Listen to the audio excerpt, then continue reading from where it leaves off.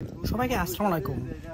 আজকে আমরা কক্সবাজার দক্ষিণ বন বিভাগ উখিয়া রেঞ্জের ভালুকা বিটের জবরদখল প্রতিরোধ করতে যাচ্ছি। আমাদের সাথে আছেন আমাদের রেঞ্জ কর্মকর্তা মহোদয় এবং আমার ভিলেজার হেডম্যান এবং আমার সহকর্মী।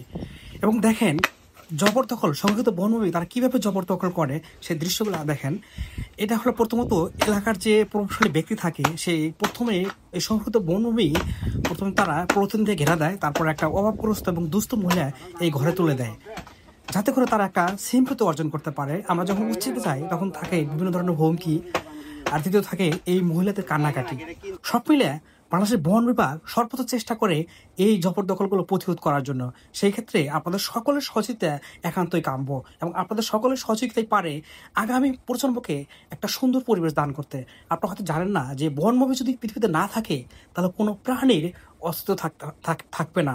সেজন্য আসেন সবাই মিলে সম্মিলিতভাবে চেষ্টা করি এই বনভূমিকে রক্ষা করতে এবং আগামী প্রজন্মকে একটা সুন্দর ভবিষ্যৎ